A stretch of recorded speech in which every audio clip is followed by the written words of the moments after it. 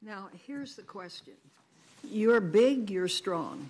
I know the Oval Office, and I know what happens to people when they walk in. There is a certain amount of intimidation. But why didn't you stop and say, Mr. President, this is wrong. I cannot discuss this with you? It's a great question. Maybe if I were stronger, I would have. I was so stunned by the conversation that I just took it in. And the only thing I could think to say, because I was playing in my mind, because I was going to remember every word he said, I was playing in my mind, what should my response be? And that's why I very carefully chose the words. And look, I've seen the tweet about tapes. Lordy, I hope there are tapes.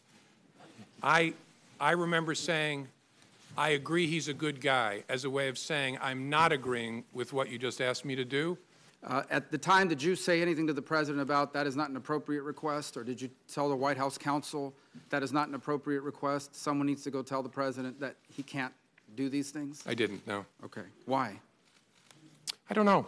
I think, as I said earlier, I think the circumstances were such that I was a bit stunned and didn't have the presence of mind. It didn't come to my mind. What came to my mind is be careful what you say. And so I said, I agree Flynn is a good guy. In his interview with Lester Holt on NBC, the President said, I had dinner with him. He wanted to have dinner because he wanted to stay on. Is this an accurate statement? No, sir. Did you in any way initiate that dinner? No. He called me at my desk at lunchtime and asked me, was I free for dinner that night? And called himself and said, can you come over for dinner tonight? And I said, yes, sir. He said, will 6 work? I think he said 6 first. And then he said, I was going to invite your whole family, but we'll do that next time. I wanted you to come over. And is that a good time? I said, sir, whatever works for you. And then he said, how about 6:30? And I said, whatever works for you, sir. And then I hung up and had to call my wife and break a date with her. I was supposed to take her out to dinner that night. That's one of the all-time great excuses for breaking a date. Yeah.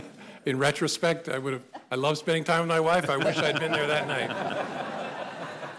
That's one question I'm not going to follow up, Mr. Comey.